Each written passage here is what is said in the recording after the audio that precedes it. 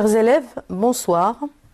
Nous allons vous présenter dans la série des études de cas, l'étude de cas numéro 1, dans la matière d'économie, organisation administrative des entreprises.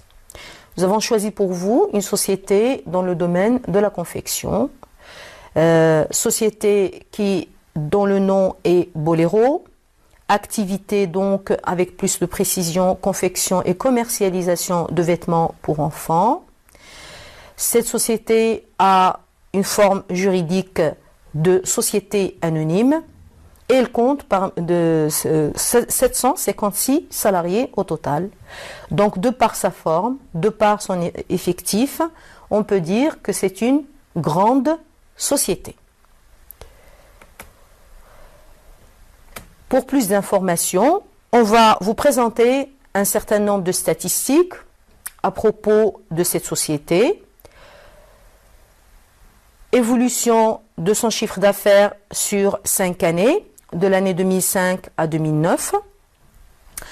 Ce chiffre d'affaires, comme vous le constatez, a été multiplié par plusieurs fois. Il est passé de 30 millions de dirhams en 2005 à 150 millions de dirhams en 2009. C'est un des critères principaux pour mesurer l'évolution quantitative d'une entreprise. Deuxième critère ou indicateur statistique, la part de marché. Et rappelons que la part de marché qui se calcule, par exemple pour obtenir les 3% de l'année 2005, chiffre d'affaires de l'année 2005 de l'entreprise, soit 30 millions de dirhams, divisé par le chiffre d'affaires global de la branche, c'est-à-dire 30 millions de l'entreprise plus les chiffres d'affaires des concurrents. Multiplié par 100 et ça nous donne 3%. Et comme vous le constatez, cette société a réussi à faire augmenter sa part de manière absolument significative, puisqu'elle est passée de 3% en 2005 au quart du marché, 25% du marché, en 2009. Et rappelons que cet indicateur est important puisqu'il nous permet de voir est-ce que l'entreprise a été performante par rapport à ses concurrents ou non. Parce qu'augmenter son chiffre d'affaires, encore faut-il faire plus que ses concurrents. Parce qu'on peut augmenter le chiffre d'affaires, mais dans une moindre mesure que les concurrents. Et dans ce cas-là, on perd des parts de marché. Ce qui n'est pas le cas pour Boléro, puisqu'elle a gagné des parts importantes de marché. Alors, question 1. Préciser le métier d'origine et la branche d'activité de la société Boléro. Métier, rappelons-le, ensemble de compétences, de savoirs que l'entreprise possède dans le cadre d'un domaine d'activité. Et ici, bien sûr, on vous l'a précisé dans la fiche de présentation. Et la branche, rappelons-le, c'est l'ensemble, à distinguer bien sûr du secteur d'activité, c'est l'ensemble des produits similaires réalisés par l'entreprise. Alors, répondons à cette question, le métier, bien sûr, c'est la confection et la commercialisation de vêtements pour enfants. La branche d'activité, c'est la branche de textile. On peut bien sûr vous poser une autre question. Secteur d'activité, c'est le secteur au sens large secondaire ou encore, dans un sens un peu plus étroit, le secteur industriel, puisqu'il s'agit d'une activité de transformation de matières premières en produits finis. Question 2. Calculer le taux de variation en pourcentage du chiffre d'affaires en 2009 par rapport à 2005. Et lisez le résultat. Alors, première chose, avant de faire le calcul, visualisez la formule. C'est-à-dire, taux de variation, c'est quoi? Chiffre d'affaires, période N, moins chiffre d'affaires, période N-1, sur chiffre d'affaires, période N-1 fois 100. Alors, mais attention, là, on ne vous a pas donné deux périodes qui se suivent. on vous a donné deux périodes éloignées. D'habitude, pour ce genre de calcul, on utilise l'indice simple. Mais rien n'empêche qu'on puisse utiliser pour lire directement le résultat, le taux de variation. Donc, lisez bien votre question avant d'y répondre. Deuxième chose, il ne faut pas oublier le deuxième morceau de la question, la lecture du résultat. Rappelons-le, que veut dire lecture? Lisez. Ça veut dire donner la signification du nombre obtenu. C'est-à-dire quand je lis ce nombre, je dois comprendre le sens à travers ce qui est lu. Donc, on peut poser la question de différentes manières. Lisez, donnez la signification ou encore faites une phrase avec le chiffre tel. Ça revient à la même chose. Alors, pour pouvoir faire ce calcul, on va devoir revenir au tableau. Et donc, nous avons le chiffre d'affaires. Et comme je l'ai rappelé tout à l'heure, c'est la période 2009 par rapport à 2005. Et donc, ça sera 150 millions de dirhams, moins 30 millions de dirhams, sur 30 millions de dirhams, fois 100.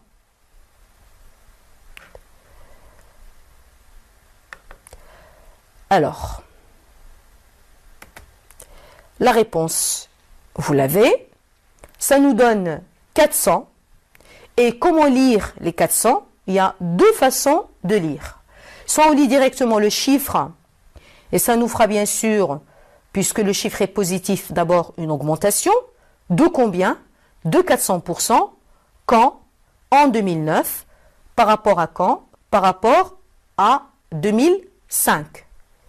Et donc, bien entendu, reconstituant la phrase, le chiffre d'affaires global a augmenté de 400%, ou encore a été multiplié par 5 fois. Je rappelle que c'est aussi très, je dirais, très expressif, très significatif de lire en termes de fois. Ça montre l'ampleur de l'augmentation. Alors, le passage est simple, c'est le pourcentage, l'unité du pourcentage plus 1, puisque quand nous calculons une augmentation de 100%, on dit le chiffre d'affaires a été multiplié par 2. Donc, en fait, 100, vous avez l'unité 1, vous ajoutez un point. Donc, c'est plus un point. Donc, il a été multiplié par 5 fois en 5 ans ou encore en 2009 par rapport à 2005.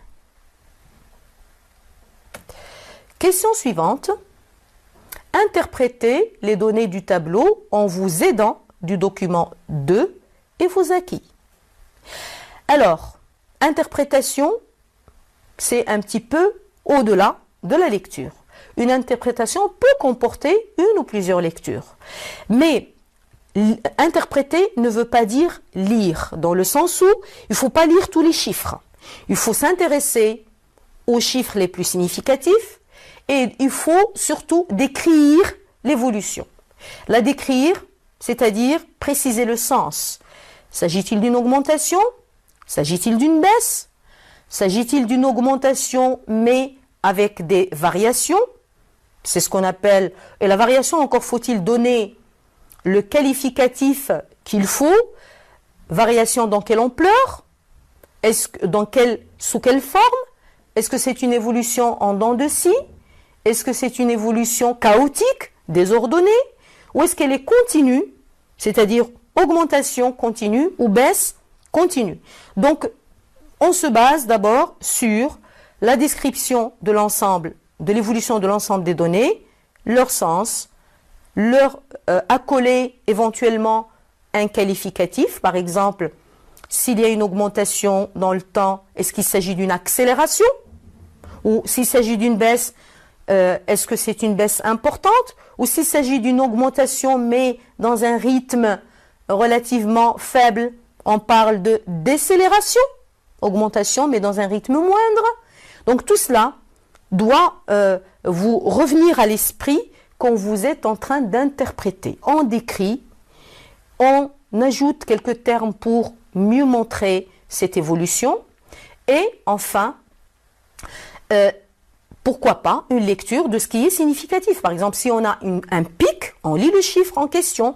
Si on a un creux important, on lit le chiffre en question. Alors ici, ce n'est pas très difficile parce que les deux chiffres, ou si vous voulez, les deux indicateurs évoluent un petit peu dans le même sens. Et une fois qu'on a décrit, on tire une petite conclusion pour bien faire passer le message, qu'est-ce qu'on a compris à travers les données. Mais il ne faut pas analyser. On ne peut analyser que quand on vous demande soit directement à analyser les données ou encore de commenter avec donc des arguments, des explications, etc. Mais l'interprétation se contente de décrire, comme je viens avec les précisions que je viens de dire, et en plus, il faudra peut-être tirer une ou deux conclusions si possible, et dans notre cas, c'est tout à fait possible. Alors allons-y pour la réponse. Le chiffre d'affaires a augmenté le long de la période observée, 2005-2006, donc de manière continue. La part de marché, elle, a augmenté de manière continue, mais avec une accélération certaine en 2009, soit 10 points de plus qu'en 2008. Donc vous voyez ici, on a utilisé quand même un chiffre, mais faites attention à ce genre de choses, puisque, je le rappelle, la part de marché est passée de 10% à 25%. Vous pourrez exprimer, ou vous pouvez exprimer cette évolution, ce passage de deux façons, soit en pourcentage, soit en termes absolus. Moi, j'ai choisi le terme absolu, c'est plus rapide, c'est plus simple. J'ai pris 25%, moins 10%, et ça me fait 10. Mais attention, pas pourcent, puisque c'est une soustraction. Je parlerai d'une variation en points. Pour pouvoir parler d'une variation en pourcentage, encore faut-il calculer le taux de variation, c'est-à-dire 25%, moins 10%, sur 10%, fois 100. Ce que je n'ai pas fait, et ce n'est pas la peine ici. Donc, soit 10 points de plus qu'en 2008. Donc là, j'ai décrit l'évolution du chiffre d'affaires, l'évolution de la part de marché. Je passe maintenant à la petite conclusion nécessaire qui va me permettre de comprendre les données. Bolero est en pleine croissance, évidemment, puisque deux indicateurs principaux augmentent et augmentent de manière significative. En termes absolus, puisque le chiffre d'affaires a augmenté et l'entreprise mesure ses performances par rapport à elle-même dans le temps, et de façon relative, puisque la part de marché permet à l'entreprise de se mesurer et de mesurer ses performances par rapport à ceux de la concurrence. Et là, on peut dire que Bolero a bien travaillé, puisque les gains de part sont très importants. On est passé de 3% au quart du marché. C'est une entreprise évidemment compétitive, et cela on le voit à travers deux choses. Les gains de productivité, c'est ce qui lui a permis d'avancer, et aussi les gains en termes de part de marché. Donc j'espère que maintenant pour vous, parce que je sais par expérience que les élèves n'aiment pas trop les interprétations, vous voyez comme c'est très facile, description, quelques qualificatifs, une petite conclusion, une petite lecture, et le tour est joué. Exercez-vous. Alors, on passe au document suivant, document numéro 2. Première partie de ce document. Bolero spécialisée dans la confection de vêtements pour enfants. Elle compte élargir sa production aux vêtements pour adultes et étendre ses ventes sur le marché extérieur, en particulier l'Espagne et la France. Alors je vous demanderai, parce qu'il y a quand même 4 petits documents, pour essayer de mémoriser un petit peu, de prendre un crayon, un stylo, et de noter, ou un stylo, et de noter l'essentiel de l'information que vous avez dans votre document. Alors on vous informe d'abord qu'elle est spécialisée dans la confection, mais que cette entreprise va croître dans deux sens. S'élargir en termes de produits et en termes de clientèle, et même sur le plan géographique. C'est-à-dire s'adresser aux adultes au lieu simplement des enfants, opter pour un marché extérieur au lieu d'être acculé simplement à produire pour le marché national, et bien entendu augmenter la quantité produite. Donc, suite de ce document, partie 2, pour réaliser son objectif, la société, donc cet objectif de croissance, la société a investi 160 millions de dirhams. Et on vous précise, parce que ce n'est pas négligeable, soit une augmentation de 25% par rapport à l'année précédente. C'est-à-dire que l'entreprise a augmenté ses investissements du quart de 25%, ce qui est important. Et cela pour deux choses. Augmenter les capacités productives, ça va de soi parce qu'elle va produire plus. Mais surtout pour moderniser son parc d'équipements. C'est-à-dire acheter des équipements, d'accord, mais des équipements beaucoup plus performants, c'est-à-dire beaucoup plus productifs et en même temps, peut-être, qui vont permettre de produire, produire des biens de meilleure qualité. Suite toujours de ce document, d'autre part, elle a signé un accord avec ses fournisseurs pour maîtriser ses approvisionnements, profiter des effets de synergie et renforcer ses marges en 2008. Donc vous voyez, objectif de croissance, oui, et cet objectif est appuyé par des accords signés avec les fournisseurs, ce qu'on appelle généralement une stratégie de maillage, donc un partenariat dans le but de mieux maîtriser les coûts et donc de réaliser des économies. Effet de synergie, c'est l'essence même, c'est ce qui est recherché à travers la signature de ce type d'accord, obtenir de meilleurs résultats grâce aux complémentarités et aux économies qu'on peut réaliser grâce à ces complémentarités avec les partenaires. Alors donc, profiter des effets de synergie et renforcer ses marges en 2008. Alors, partie 4 de ce même document, l'entreprise a signé un accord ou un contrat de crédit bail pour un montant de 60 millions de dirhams et a financé le reste des investissements par augmentation de capital, paiement de dividendes en actions. Alors ce document, cette partie du document, elle nous informe en fait, et je récapitule, puisque l'entreprise investit une somme quand même de 150 millions de dirhams, puisqu'elle s'appuie aussi sur un certain nombre d'accords pour réaliser des économies, question, comment va-t-elle faire pour financer ces investissements? Va-t-elle compter sur ses propres moyens? Va-t-elle emprunter? Etc. Alors, elle a choisi ces voies. Première voie, contrat de crédit bail, c'est-à-dire contrat de leasing. Qui veut dire quoi? Que l'entreprise préfère en réalité, d'abord, on l'avait dit indirectement, chercher un matériel performant, et donc elle va prendre ce qu'il y a de mieux sur le marché, mais en s'adressant à une société de crédit bail, qui va, elle, acheter le matériel en son nom et signer un contrat avec cette entreprise qui s'appelle un contrat de bail dans le sens où c'est un contrat de location avec une option achat. Donc, l'entreprise, en fait, elle loue le matériel pour une période déterminée qu'elle va utiliser immédiatement. Elle va payer juste le loyer et elle va pouvoir, si elle le souhaite, au bout d'un certain nombre de périodes, ça dépend pour combien elle a signé le contrat, pouvoir avoir ce choix-là, garder le matériel ou le restituer à l'entreprise si elle souhaite acquérir un matériel beaucoup plus performant.